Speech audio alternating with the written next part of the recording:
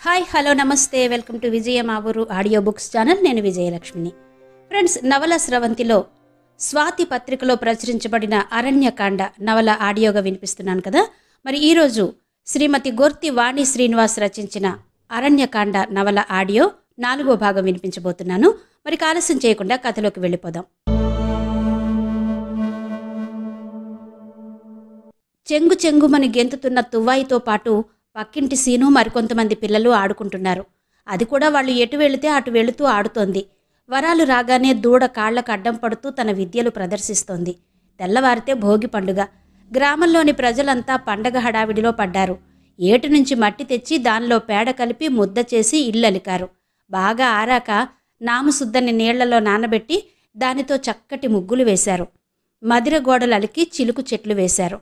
ఇంటిని శుభ్రం చేసుకోవడం పూర్తయ్యాక వాళ్ళకి ఉన్నంతలో పిండి వంటలు చేసుకుని ఒకరికొకరు ఇచ్చి పుచ్చుకున్నారు. హరిదాసు వేషంలోకి మారిపోయిన సందు చివర ఉండే చందును చూసి నవ్వింది వరాలు. చందు పెదనాన్న, వచ్చేసావా అంది. ఈ నెల రోజులు నాకు పండగేరా తల్లి అంటూ ఓ చేత్తో తంబుర వాయిస్తూ ఒక చేత్తో చిడతలు కొడుతూ తళతళ మెరిసే రాగి పాత్రని తల మీద పెట్టుకుని పాటకు అనుగుణంగా కాళ్ల గజ్జల్ని కాళ్ళు కదుపుతూ ఇంటింటికి తిరిగే హరిదాసు ఆ గ్రామంలో బండితోలే చందు పెదనాన్న.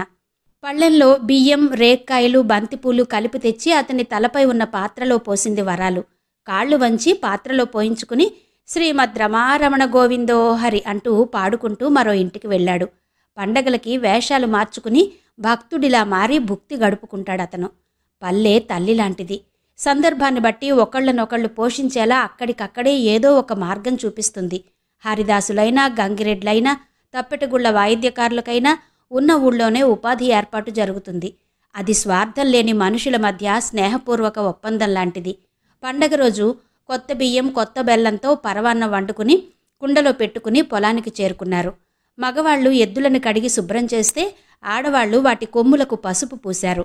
వాటి మెడలకు గంటలు, కొత్త సికిమారు, నడుముకు రంగు పట్టీలు కట్టి కొమ్ములకు రంగు కుచ్చులు వేలాడదీశారు.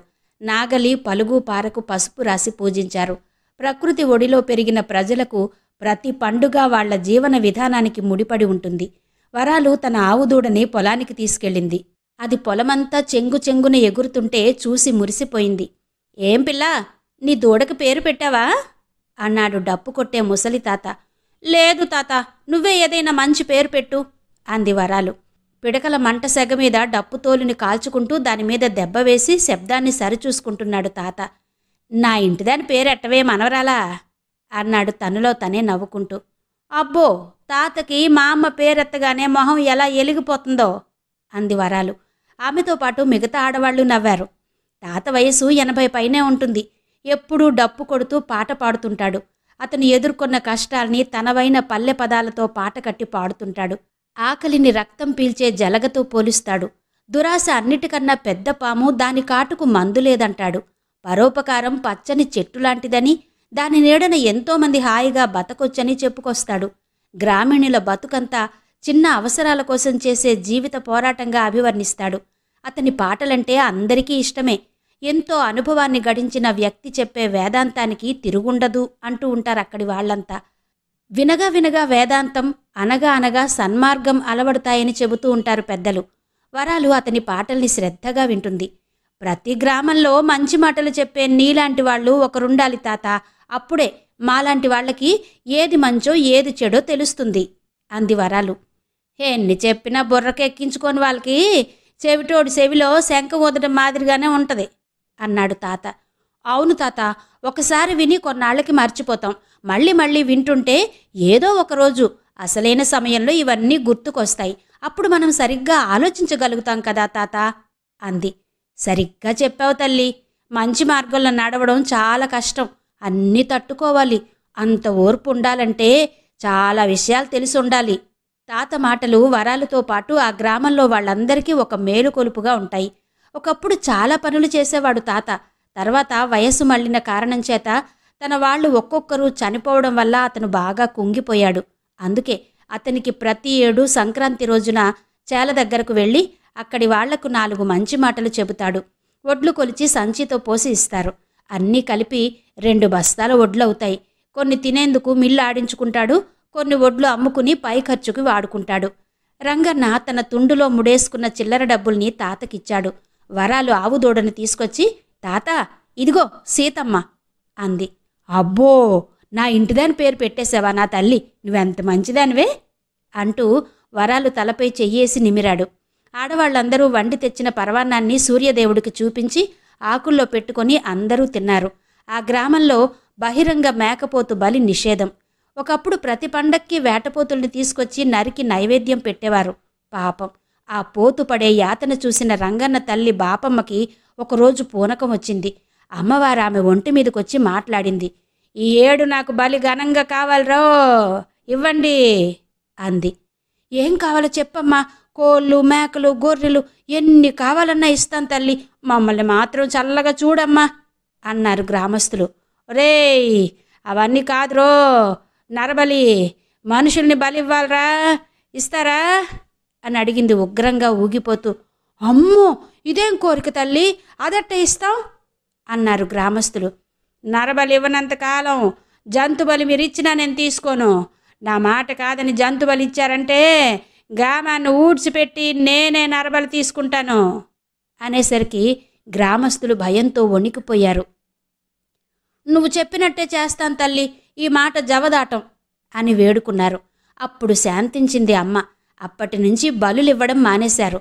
రంగన్న తల్లే కావాలని అమ్మవారి అవతారం ఎత్తి అలా చెప్పిందనుకుంటారు కొందరు. కానీ పైకనే ధైర్యం లేదు. వాళ్ల నమ్మకాలకు వ్యతిరేకంగా ఎవరూ ప్రశ్నించే సాహసం చెయ్యలేదు. కనుమ పండుగ రోజు ఊరి నడిబొడ్డులో ఎద్దుల చేత గుదిబండలాగించే పండగ ఉండేది. ఊరి కుర్రవాళ్లు తమ ఎద్దుల్ని సిద్ధం చేసి పోటీకి తీసుకొచ్చేవాళ్లు. ఎడ్ల వెనకాల పెద్ద రాయిని కట్టి లాగిస్తారు. త్వరగా పరిగెత్తకపోతే ఎద్దుని చెర్నాకోలతో వాతలు తేలేట్టు కొట్టి ముందుగా పరిగెత్తించాలని చూసేవారు. ఏ ఎద్దు ఎక్కువ దూరం ఎంత సమయంలోపు లాగుతుందో లెక్క చూసి ముందుగా వచ్చిన ఎద్దుకి బహుమతులిచ్చేవారు. ఆ పోటీలో ఎన్నో ఎడ్లు గాయపడేవి, పరిగెత్తలేక ఒగరుస్తూ కింద పడిపోయేవి. ఎంతో కాలంగా అలా కొనసాగింది. మళ్లీ రంగన్న తల్లికి గ్రామదేవత ఒంటి మీదకొచ్చింది. ఇది ఆచారం కాదురో, అనాచారం, నోర్లేని జీవులు మీకేం దోహం చేశాయిరా, ఇంకోసారి ఇలా చేశారంటే నా నరబలిని నేనే తీసుకుంటాను అని విరుచుకుపడిన దగ్గర నుంచి ఆ ఆచారం గ్రామంలో చేయడం మానేశారు. ఆ విషయాలన్నిటినీ తండ్రి మాటల్లో విని తెలుసుకున్న వరాలు మనసులో మూగజీవుల పట్ల ప్రేమ, కరుణ లాంటి భావాలు బలంగా నాటుకున్నాయి. తన కుటుంబం అనామకమైంది కాదని, తన తండ్రి నాయనమ్మ చాలా మంచి ఆలోచనలున్నవాళ్లని, ఒకరి చెడు కోరడం వాళ్లకు తెలియదు, ఇతరులకు చేతనంత సహాయం చేయడం వాళ్ల తత్వం అని తెలుసుకుంది. అదే రక్తం తనలోనూ ప్రవహిస్తోందని, కాకపోతే పరిస్థితుల వల్ల తన కుటుంబం చెల్లాచెదిరైపోయిందని తెలుసుకుంది. అంతా సరిగ్గా ఉండుంటే గ్రామంలో తన కుటుంబానికి చాలా మంచి పేరుండేదని అనుకుంది. పండగైన మర్నాడు మేకల్ని తోలుకుని కొండ దగ్గరకు వెళ్ళింది. అప్పటికే రాము వచ్చి కూర్చున్నాడు. వరాలు రాగానే సంతోషంగా ఎదురొచ్చాడు. నువ్వొచ్చి ఎన్ని రోజులైందో తెలుసా అన్నాడు. 3 రోజులు పండగ కదా, ఇంట్లో పనులు, పొలం దగ్గర పూజలు దగ్గరుండి చెయ్యాలిగా అంది వరాలు. తనతో తెచ్చిన గారెల్ని అతనికిచ్చింది. వీటిని నువ్వు చేశావా అడిగాడు రాము. నేనంటే నేను కాదు, సర్పంచ్ గారింట్లో అమ్మగారు వండుతుంటే నేను సాయం చేశాను. నాకు కొన్నిచ్చారు, నీకోసం కొన్ని తెచ్చాను, తిను అంది. అతను గారెల్ని తింటూ, నీకొట్టి చూపించాలి, కళ్ళు మూసుకో అన్నాడు. చెప్పు, ఏంటది? నేనొకటి కొన్నాను. ఏంటో? ఓసారి కళ్ళు మూసుకో మరి. సరే అని 2 చేతులతో కళ్ళు మూసుకుంది వరాలు. ఇప్పుడు కళ్ళు తెరు అన్నాడు రాము. ఫోన్లో ఆమె ఫోటో తీసి చూపించాడు. అబ్బో, నా బొమ్మే ఎలా వచ్చింది అంటూ కళ్ళు పెద్దవి చేసి సంభ్రమంగా చూసింది వరాలు. నా స్నేహితుడొకడు విశాఖపట్నం నుంచి వచ్చాడు, నా కోసం ఫోన్ తెచ్చిచ్చాడు అన్నాడు రాము. దీంతో మాట్లాడొచ్చా అని అడిగింది వరాలు. ఇందులో సిమ్ము వేసుకున్నాక మాట్లాడొచ్చు, వాడే తీసుకొచ్చిస్తానన్నాడు. ఇప్పటికి ఫోటోలు దిగడమే. ఆ ఆవాల్చేలోకి పద, పసుపు పూల మధ్యలో నిలబడు, ఫోటో తీస్తాను అన్నాడు రాము. వరాలు నిలబడింది. సిగ్గుతో ముడుచుకుపోతూ సరిగ్గా నిలబడిన వరాలుని కేకలేసి బతిమాలి నిలబెట్టి రకరకాల భంగిమల్లో ఫోటోలు తీశాడు రాము. ఇద్దరూ చూసుకుని నవ్వుకున్నారు. ఈ ఫోటోలన్నిట్లో నాకు బాగా నచ్చిన ఫోటో ఇది అని వరాలు కళ్ళు మూసుకున్న ఫోటో చూపించాడు. వరాలు నవ్వింది. నీకు ఫోనిచ్చిన స్నేహితుడు పట్నంలో ఉంటాడా, మళ్ళీ ఎప్పుడొస్తాడు అడిగింది. 2 రోజుల్లో వస్తాడు. ఏ అడిగాడు రాము. అదేదో సిమ్ము అన్నావుగా, అదొస్తే ఫోన్ ఎవరితోనైనా మాట్లాడొచ్చా? మనం మాట్లాడే వాళ్ళకి ఫోన్ ఉండాలి, ఆ నెంబర్ మనకు తెలియాలి, అప్పుడే చెయ్యగలం అన్నాడు రాము. మరి వాళ్ళ నెంబర్ తెలియకపోతే వాళ్లతో మాట్లాడలేమా అడిగింది వరాలు. అవును, నువ్వెవరితో మాట్లాడాలి, నీకెవరు లేరుగా అన్నాడు రాము. అవును, నాకెవరూ లేరుగా అంటున్న వరాలు మొహంలో దిగులు కనిపించేసరికి, ఎందుకు అలా అయిపోయావు, ఉన్నవాళ్లే మనవాళ్లు, లేని వాళ్ల కోసం ఆలోచించకూడదు అన్నాడు. ఆ రోజు సాయంత్రం కాగానే ఎవరిళ్లకు వాళ్ళు చేరుకున్నారు. ఇంటికొచ్చినాక గాని వరాలు మనసంతా ఆ ఫోను మీదే ఉంది. అతని స్నేహితుడు విశాఖపట్నంలో ఉంటాడని చెప్పిన దగ్గర్నుంచి ఆమె ఆలోచనల నిండా అదే ఉంది. ఎంత త్వరగా 2 రోజులవుతాయా, అతని స్నేహితుడు ఎప్పుడొస్తాడా అనే ఆలోచనలో మునిగిపోయింది. ఒకరోజు మళ్లీ పోలీసులు ఆ గ్రామానికొచ్చారు. కొందరిని పిలిచి విచారించారు. ఒకరికి తెలియకుండా ఒకరిని పిలిచి ఏవో ప్రశ్నలు అడిగారు. ఎవరైనా కొత్త వ్యక్తులొచ్చారా? అనుమానాస్పదంగా కనబడుతున్నారా? ఎవరి మీదైనా మీకు అనుమానం ఉందా అంటూ గ్రామస్తులను అడుగుతుంటే తమని ఎందుకు ప్రశ్నలు అడుగుతున్నారో అర్థం కాలేదు. అక్కడంతా సవ్యంగానే ఉన్నట్టుగా ఉంది. కానీ పోలీసులు అనుమానంతో వచ్చిపోతూ ఉండడం వాళ్లలో అనుమానం కలిగించింది. అమాయకులైన ప్రజలలో ఏదో జరగబోతుందనే భయం ఆవహించింది. ఆ రోజు గ్రామంలో సంత జరుగుతోంది. చుట్టుపక్కల గ్రామాల్లో వాళ్ళు కూడా వచ్చి తమకు కావలసినవన్నీ కొనుక్కుని వెళ్తారు. కూరగాయలు, పళ్ళు, కుంకుడుగాయలు, వేరుశెనక్కాయలు, వెదురు బుట్టలు, ఈత చాపలు, చేతితో తయారు చేసిన అలంకరణ వస్తువులతో పాటు గృహోపకరణాలు, పండించిన ఆహార ఉత్పత్తులు సంతలో పెట్టి అమ్ముతుంటారు. ఆ గ్రామస్తులకు వ్యవసాయంలో వచ్చేదానికి తోడు ఆ అమ్మకాల వల్ల అదనపు ఆదాయం వస్తుంది. వాళ్లకి కావలసినవన్నీ కూడా పక్క గ్రామాల నుంచి వచ్చే అమ్ముకునే వాళ్ల దగ్గర నుంచి కొనుక్కుంటారు. వరాలు తన ఇంటి పక్కల వాళ్లతో కలిసి సంతకు వచ్చింది.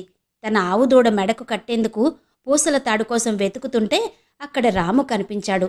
వరాలు, ఓసారి ఇట్రా అని పిలిచాడు. వరాలు వెళ్ళింది. రాము ఫోను చూపిస్తూ నవ్వాడు. సిమ్ము వచ్చేసిందా అంటున్న వరాల కళ్లలో మెరుపు గమనించి, వచ్చేసింది అన్నాడు ఫోన్ని ఆమె కళ్ల ముందు తిప్పుతూ. మీ విశాఖపట్నం ఫ్రెండ్ వచ్చాడా ఏడి అని అటూ ఇటూ చూసింది. అక్కడే ఉన్న అతని స్నేహితుడు ముందుకొచ్చాడు. వీడేవాడు చెప్పాడు రాము. వరాలు అతని వంక చూస్తూ, విశాఖపట్నంలో ఎక్కడుంటారండి, మీకు ఊరంతా తెలుసా అడిగింది. మేం జాలరిపేటలో ఉంటాం, చాలా వరకు తెలుసు అన్నాడతను. గాజువాకంట, అది తెలుసా అడిగింది. తెలుసు, అప్పుడప్పుడు అక్కడికి వెళ్ళొస్తాను. అది తెలుసా, అక్కడ ఎవరైనా చుట్టాలున్నారా? మా బావ గాజువాక కార్ల షోరూంలో మెకానిక్, అతని కోసం వెళ్తుంటాను. ఇంకెక్కడికి వెళ్తారు? అప్పుడప్పుడు ఎన్ఏడి మా పెద్దమ్మ వాళ్ళింటికి వెళ్తాను. అది తెలుసా, మీకు చాలా చోట్లు తెలిసే. వరాలు అడుగుతున్న ప్రశ్నలకి రాము స్నేహితుడు చాలా ఉత్సాహంగా సమాధానాలు చెబుతున్నాడు. అతను చెబుతున్న కొద్దీ ఆమె అడుగుతూనే ఉంది. ఇద్దరూ మాటలాపకపోవడంతో రాము అసహనంగా అక్కడి నుంచి వెళ్ళిపోయాడు. అప్పటికి తేరుకున్న స్నేహితుడు అతని వెనకాలే వెళ్ళాడు. వరాలు ఆమెతో వచ్చిన వాళ్లతో కలిసి ఇంటికెళ్ళింది. తను సంతలో కొనుక్కొచ్చిన గుండు ఎర్రపూసలు గుచ్చిన నల్లతాడు ఆవు దూడకి కట్టింది. దానికి చిన్న గంట కూడా ఉంది. దూడ కదిలినప్పుడల్లా చప్పుడవుతుంటే అది భయంతో కాసేపు గంతులు వేసింది. వరాలు, సీనయ్య దాన్ని చూసి నవ్వుకున్నారు. కాసేపటికి దానికి అలవాటైపోయింది. ఆ రోజు సూర్యుడొచ్చాడు. ఏం సూర్యుడన్నా ఇలా వచ్చావే, సుందరక్క పంపిందా అంది వరాలు. అవును, నిన్ను తీసుకురమ్మంది, నీతో ఏదో మాట్లాడాలట అన్నాడు. సరే పద అని సూర్యుడితో పాటు వెళ్ళింది. ఏకా, ఎలా ఉన్నావు, వ్యాపారం బాగుందా? ఏంటి వరాలు, అసలు ఈ పక్కకు కూడా రావటం లేదు, అంత పనులేమున్నాయా నీకు అంది సుందరి. అక్కా, నాకు ఆవు దూడ దొరికిందని చెప్పానా, ఎంత బాగుందో, దాంతో సమయమే తెలియట్లేదక్కా. ఇదివరకు ఇంట్లో ఒంటరిగా ఉండేదాన్ని కదా, ఇప్పుడు అది నా తోడు. దాని పేరు సీతమ్మ, అదే మా డప్పు తాత భార్య పేరు. మేకల్ని తోలుకు వెళ్లడం రావడంతో సరిపోతోందక్కా. గుక్క తిప్పుకోకుండా చెబుతున్న వరాలుకేసి కన్నార్పకుండా చూస్తూ ఉండిపోయింది సుందరి. ఇంతలోనే ఎంత మార్పొచ్చిందే, ఇడ్లీ కోసం వచ్చిన వరాలువేనా? మొహంలో కొత్త కళ వచ్చింది. నిన్నిట్టా చూస్తుంటే నాకు చాలా సంతోషంగా ఉందే, రోజులెప్పుడూ ఒకేలా ఉండవని నిన్ను చూస్తుంటే తెలుస్తాంది అని వరాలకు దిష్టి తీసినట్టు చేసి మెట్టుకలు విరిచింది సుందరి. ఏంటక్కా కబురెట్టావు అంది వరాలు. ఏం లేదే, రాచూరు బాబాయికి ఒంట్లో బాగుండట్లేదు. విశాఖపట్నంలో డాక్టర్కి చూపించుకుని వచ్చాడా? వచ్చిన దగ్గర నుంచి అదోలా ఓ మాదిరిగా ఉంటున్నాడు. రోజు నా కొట్టుకొచ్చి ఇడ్లీలు పట్టుకెళ్ళేవాడు. అక్కడి నుంచి వచ్చిన దగ్గర నుంచి కొట్టుకు రాకుండా సూర్యుడిని ఇంటికి తెమ్మంటున్నాడు. ఫోన్లో ఎవరితోనో ఏదో మాట్లాడుతుంటే వీడు విన్నట్ట. ఇక్కడ పోలీసులు తిరుగుతున్నారు అని ఎవరితోనో చెబుతున్నట్ట. ఇంకో మాట, మీ అయ్య మాట కూడా వచ్చిందట. రంగన్న అని అంటున్నట్టు వినబడిందట. సూర్యుడు చెప్పగానే నాకు కంగారేసింది. మీ అయ్యని జాగ్రత్తగా చూసుకుంటావని చెప్తున్నా. మా 5-6 గోల. ఇక్కడ ఏం జరుగుతుందో తెలియట్లేదు. అయ్య జాగ్రత్త. సుందరి మాటలకు వరాలు ముందు భయపడినా తర్వాత తేరుకుని, అలాగే అక్క, నేను చూసుకుంటానులే, నువ్వేం కంగారు పడకు అని చెప్పి ఇంటికొచ్చాక ఆలోచించింది. రాచూరి బాబాయి మాటల్లో అయ్య పేరెందుకొచ్చింది? తన తండ్రి రోజు పొద్దున్న వెళ్ళి రాత్రికొస్తున్నాడు. ఒక్కో రోజు ఏదో ఆలోచిస్తూ సరిగ్గా అన్నం తినట్లేదు. రోజు రాత్రిపూట ఆ బజార్లో ఉండే సింగారం పెదనాన్న, అప్పన్న బాబాయి వచ్చి అయ్యని బయటకు తీసుకెళ్తారు. ఎప్పటికో తిరిగి వస్తాడు అయ్య. ఎక్కడికి వెళ్తున్నాడు? ఏం చేస్తున్నాడు? ఇవన్నీ తనెప్పుడూ పట్టించుకోలేదు. ఇప్పుడిప్పుడే అయ్య మనసు కుదుట పడుతోంది. ఇంటి గురించి పట్టించుకుంటూ కూలి పని చేయగా వచ్చిన డబ్బులతో ఏ లోటు లేకుండా తనని చూసుకుంటున్నాడు. అయ్య సంతోషంగా ఉండడం కంటే తనకి ఇంకేం కావాలి? కానీ సుందరక్క చెప్పిన విషయం అంత తేలిగ్గా తీసుకోకూడదు. అయ్యని జాగ్రత్తగా చూసుకోవాలి అనుకుంది వరాలు. మర్నాడు మేకల్ని తోలుకుని వెళ్ళింది. అక్కడ చిలకమ్మ కనపడింది. రాము రాలేదా అంది వరాలు. ఈరోజు ఎందుకో రానన్నాడు చెప్పింది చిలకమ్మ. పోన్లే, కొత్త ఫోన్ వచ్చిందిగా, దాంతో మాట్లాడుకుంటున్నాడేమో అంది వరాలు. మాట మంతి ఏం లేదు, ఇంట్లో మునగ తీసుకుని పడుకున్నాడు. ఏ, ఒంట్లో బాలేదా? బాగోకే, ఏటో సంతకాడి నుంచి వచ్చిన దగ్గర నుంచి అదో మాదిరిగా ఉన్నాడు. రాము స్నేహితుడున్నాడా అడిగింది వరాలు. ఉన్నాడు, మాట్లాడతావా అన్నాడు రాము. వెనక్కి తిరిగి చూశారిద్దరు. వెనక రాము నిలబడి ఉన్నాడు. నువ్వు రానన్నావని నేనొచ్చాన్రా, పడుకున్నావుగా, లేచొచ్చావే అంది చిలకమ్మ. నువ్వింటికెళ్ళి అన్నం తినమ్మా, నేను చూసుకుంటాను అన్నాడు రాము. ఏం పిల్లాడో అనుకుంటూ మెల్లగా లేచి అక్కడి నుంచి వెళ్ళిపోయింది చిలకమ్మ. నీకొంట్లో బాలేదా అడిగిన వరాల వైపు చూశాడు రాము. ఎందుకలా కోపంగా ఉన్నావు అడిగింది వరాలు. నాకేం కోపం లేదు. మరి రోజులా లేవెందుకని? నువ్వు చేసిన పనికి సంతోషంగా పొంగిపోతున్నా అన్నాడు రాము. అవునా, అంత మంచి పని నేనేం చేశానబ్బా అంది పైకి చూసి బొగ్గ మీద చెయ్యి పెట్టుకుని ఆలోచిస్తూ. ఒక్కటిస్తాను, నిన్న సంతలో నా స్నేహితుడితో ఆ మాటలేంటే? మీ ఇద్దరు చిన్నప్పటి స్నేహితుల్లాగా అన్నాడు చిరుకోపాన్ని ప్రదర్శిస్తూ రాము. అట్టాగా, నీ స్నేహితుడు నాకు స్నేహితుడు అనుకున్నాలే అంది అటు తిరిగి కూర్చుని. నాకన్నా ఆడెక్కువ నేనెక్కువ? నేను ఫోన్ తెచ్చినప్పటి నుంచి చూస్తున్నా, నీ వరస ఓ మాదిరిగా ఉంది అన్నాడు రాము. నేను అదే చూస్తున్నా, నువ్వు ఆ రోజు నుంచి ఓ మాదిరిగా ఉన్నావు. అది నీకేమైంది అంది వరాలు. సర్లే, నన్నే తిరిగేసి అడుగుతున్నావా? అది పోనీ గాని నిన్ను ఫోటోలు తీయనా? ఆడ్నుంచో ఆ చెట్టు దగ్గర. ఇది ఎక్కడైనా ఫోటోలు తీస్తుందా? అయితే ఓ పని చేద్దాం, అడవిలోకి వెళ్ళి ఫోటోలు తీద్దామా అడిగింది వరాలు. అడవిలోకా? ఏంది నీ పిచ్చి, ఏడ్లేంది ఆడేముంది గనక? ఆ రోజు పొగ కనబడిందిగా, అదేంటో చూసి ఫోటోలు తీద్దాం. పోలీసులు మన ఊళ్ళో తిరుగుతూ మనల్ని అనుమానంగా చూస్తున్నారు.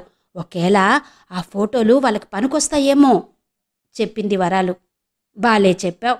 అసలు మీరు అడవిలోకి ఎందుకెళ్లారని మనల్ని తిరగేసి అడిగితే మనమే ఏదో చేస్తున్నాం అనుకుంటే మనకెందుకు ఇవన్నీ? ఎప్పుడు నీకు ఇలాంటి ఆలోచనలే వస్తాయి. ఏమో, నాకు అక్కడికి వెళ్ళాలని ఉంది, నువ్వు సాయంగా వస్తావనుకుంటే భయపడుతున్నావు అంది వరాలు. భయం సంగతి అటుంచుగాని ఎందుకు ఎప్పుడు అదో మాదిరిగా ఉంటావు? ఆ అడవిలో నీకిష్టమైన వాళ్ళని దాచిపెట్టావా ఏంది? అవును, చాలా ఇష్టమైన వాళ్ళు ఉన్నారా? ఎవరు? ఆడోళ్ళా మగోళ్ళా అడిగాడు రాము. మగోళ్లే. ఇంతకుముందు నీకెవరిష్టమంటే మా అయ్యని చెప్పావు, ఇప్పుడేమో ఇంకోళ్ళున్నారా అన్నాడు రాము. ఉన్నారు, వాళ్ళని కలవాలి, అందుకు నీ సాయం తీసుకోవాలనుకుంటున్నాను. ఓ, అందుకా రోజు మేకల్ని తోలుకుని నా కాడికొచ్చి కబుర్లాడుతున్నావు? ఇంతకీ అక్కడుంది ఎవరేంటి? నీకేటవుతారు? అది. ఇంతలోనే ఏదో పెద్ద శబ్దమైంది. ఆకాశం ఉరిమింది. బలబలామని వర్షం పడింది. ఇద్దరూ పరిగెత్తుకెళ్ళి చెట్టు కింద నిలబడ్డారు. కొండ మీద పడిన వర్షపు నీరు వాగులోకి జారుతోంది. చెట్లన్నీ తడిసి ముద్దయ్యాయి. వాగు అటు పక్క చూస్తే తెల్లటి ఉల్లిపొర బట్ట కట్టినట్టు కనబడుతోంది. అటునుంచి ఓ మనిషి నడిచి కొండ దిగువకు వెళుతూ కనిపించాడు. వరాలు కళ్లకు చెయ్యి అడ్డుపెట్టుకుని చూసింది. ఆ వెళ్లే మనిషి అయ్యలా ఉన్నాడే. సందేహం లేదు, అయ్యే. ఇంకాస్త వంగి చూసింది. అస్పష్టంగా కనబడుతున్న మనిషి అయ్య. అతని పక్కనెవరో ఉన్నారు. గబగబా నడుస్తూ కాసేపట్లో కనుమరుగయ్యారు. ఇదేంటి, అయ్య ఇక్కడెందుకున్నాడు? ఆ పక్కన ఉంది ఏసోబు మామయ్యలా ఉన్నాడు. ఒకేళ కాదేమో, నాదే పొరపాటేమో. సుందరక్క చెప్పిన దగ్గర్నుంచి అన్ని అనుమానాలు భయాలుగానే కనబడుతున్నాయి అనుకుంది వరాలు. ఈ వర్షం భలేగుంది కదా. ఎప్పటినుంచో వర్షాన్ని చూస్తున్నా, కానీ ఈరోజు చాలా బాగుంది. మరి నీకు? అడిగాడు రాము. నాకేదో అనుమానంగా ఉంది అంది. ఏంటి అనుమానమా? ఆహా, అది కాదు, జలుబు చేస్తుందేమో అనిపిస్తోంది చెప్పింది వరాలు. చేస్తే చేసిందిలే, ఎంత చక్కగుందో, ఇక్కడే ఉండిపోవాలనిపిస్తుంది నాకు అన్నాడు రాము. నాకైతే వాన తగ్గితే వెళ్ళిపోవాలనిపిస్తోంది అంది వరాలు. వరాలు, ఓ మంచి పాట పాడవా? నాకేం పాటలు రావు బాబు. పోనీ నేను పాడనా? సిగురాకులలో సిలకమ్మ. ఆ తర్వాత పాట నువ్వు పాడు. నాకు రాదని చెప్పాగా అంది ఓణి కొంగుని తల మీద కప్పుకుని బిత్తర చూపులు చూస్తూ. ఇలాగుంటే సక్కగున్నావు, ఫోటో తీనా అడిగాడు. అడవిలోకి రమ్మంటే రావు గాని అమ్మాయిని ఫోటో తీస్తాడు ఈ ధైర్యవంతుడు. పనికొచ్చే పనుంటే చెయ్యి, నే పోతున్నా. వరాలు ఆగు, ఎందుకంత కోపం? అసలేంది నువ్వు? ఎప్పుడు ఏదో ఆలోచిస్తూనే ఉంటావు. నా గురించి ఎప్పుడు ఆలోచిస్తావు అన్నాడు రాము. వెళ్లేదల్లా ఆగిపోయింది. నేను నా కోసమే ఆలోచించుకోవట్లేదు, ఇక నీకోసమేం ఆలోచించను, నే పోతున్నా అంటూ మేకల్ని తోలుకుని వెళ్ళిపోయింది వరాలు. ఏంటి వరాలు అసలు అర్థం కాదు. తను ఎదురుగా ఉన్నా గానీ అటు ఇటు చూస్తుంటుంది. తన మాటల్ని చెవికెక్కించుకోదు. ఆ వయసులో ఉండే ఆడపిల్లకుండాల్సిన ముచ్చట్లేవి తనకుండవు. సంతలో తన స్నేహితుడితో మాత్రం బాగా మాట్లాడింది. ఆడవంటుంది, అక్కడ ఫోటోలు తీద్దామంటుంది. అసలు వరాలు మామూలు అమ్మాయేనా? ఆమె మనసులో తను అనుకున్నది కాకుండా ఇంకేదో ఉంది. అదేంటో తెలుసుకోవాలి అనుకున్నాడు రాము. వరాలు ఇంటికెళ్ళి తండ్రి కోసం ఎదురు చూస్తోంది. కొద్దిసేపటి తర్వాత రంగన్న వచ్చాడు. మొక్కజొన్న కండెలు ఉడకబెట్టి తెచ్చి ఇచ్చింది. అయ్యా, సర్పంచ్ గారు ఈరోజు డబ్బులిస్తానన్నారు, నువ్వెళ్ళి అడిగి తెస్తావా అంది. అట్టాగేనమ్మా, మేకల్ని మేపేందుకు నీకక్కడేం కష్టంగా లేదుగా అడిగాడు రంగన్న. ఏం లేదయ్యా. అది సరేగాని నువ్వు పొలంలోంచే వస్తున్నావయ్యా? రంగన్నకి పొలమారింది ఆ ప్రశ్నకు. నెమ్మది అంటూ అయ్య తల మీద తట్టింది వరాలు. అవునమ్మా, అక్కడ్నించే అన్నాడు తలెత్తకుండానే. ఏసోబు మామయ్య నీకెక్కడన్నా కనపడ్డా అనగానే ఒక్కసారి తల పైకెత్తి చూశాడు రంగన్న. ఎందుకలా అడుగుతున్నావు అంటున్న అయ్యలో తడబాటు స్పష్టంగా తెలుస్తోంది. ఏం లేదయ్యా, ఇందాక అత్త కనబడి అడిగింది. నీకేం కనబడలేదుగా అంది. అబ్బే లేదమ్మా, నేనిప్పుడే వస్తాను అని బయటకు వెళ్ళిపోయాడు రంగన్న. అయ్య ఏదో దాస్తున్నాడనిపించింది. అదేంటో కనిపెట్టాలి. అందుకు రాము సహాయం కావాలి. అతను తనతో ఉంటే ఏదైనా చెయ్యగలదు. కాని రాముని ఎట్టాగైనా అడవిలోకి వెళ్లేందుకు ఒప్పించాలి. తను అనుకున్నది చెయ్యాలి. అలా చెయ్యాలంటే రాము తన ప్రయత్నాన్ని పూర్తిగా అర్థం చేసుకుని సహకరించాలి. అతను తనకి అండగా నిలవాలంటే తాను ఏమనుకుంటోందో అంతా చెప్పేయాలి. ఏది అతని దగ్గర దాచకూడదు. కానీ మొత్తం చెప్పాక కాదని అడ్డం తిరిగితే, తన ప్రయత్నం సంగతి అందరికీ తెలిస్తే? రాము అలాంటి వాడు కాదుగాని ఇవన్నీ నీకెందుకని ఎప్పటికప్పుడు వెనక్కి లాగుతాడు. చొరవగా ముందుకెళ్లే రకం కాదు. తన అసలు విషయం చెబితే చొరవ చూపిస్తాడేమో. ముందు అతని మీద తనకి పూర్తి నమ్మకం కలిగాకే అతని ముందు అన్ని విషయాలు బయటపెట్టాలి. అతనితో పాటు గ్రామంలో అందరి సహాయం కావాలి. అందరూ కట్టుగా ఆలోచించుకుని ఒక నిర్ణయం తీసుకోవాలి. ముందు ఆ అడవిలోకెళ్ళాలి. గ్రామస్తుల్లో ఎవరికీ అడవిలోకి వెళ్లే ధైర్యం లేదు. కట్టెలు పుల్లలు కూడా కొండ దిగువన ఉన్న చెట్టు నుంచే తీసుకుంటారు. ఇక అందర్నీ ఎలా ఒప్పించి తీసుకెళ్ళాలి? అసలు అక్కడ ఏం జరుగుతుందో తెలుసుకోవాలి.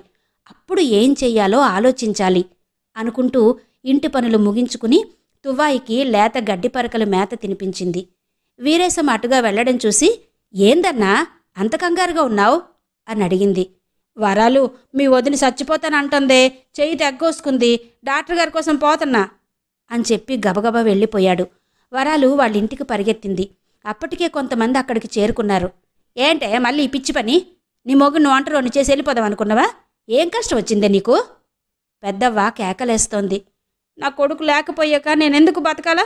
నేను బతక అంటూ శోకాలు పెడుతోంది మళ్ళీ. అయ్యో పాపం, 16 ఏళ్ళు ఎంత ముద్దుగా పెంచిందో నాకు తెలుసు. ఉన్నట్టుండి ఇంట్లోంచి పారిపోయినాడు. ఎక్కడున్నాడో ఏందో. పోలీసు వాళ్ళకి చెప్పినా పట్టించుకోవటం లేదు. మనల్నే తిరిగి అనుమానంగా చూస్తున్నారు. దీని కడుపు కోత దేవుడే తీర్చాలి. వాళ్ల మాటలకి ఇంకాస్త పెద్దగా ఏడ్చింది మల్లి. వెనక నుంచి అంతా చూస్తున్న వరాలకి బాధేసింది. మంచి మాటలతో మల్లిని ఓదార్చాలని ఉన్నా తన తమ్ముడి వల్లే ఇలా జరిగిందని లక్ష్మక్కలాగానే మల్లి కూడా తన తమ్ముణ్ణి, తన కుటుంబాన్ని తిడుతుందేమో అని భయపడి వెనకే నిలబడింది.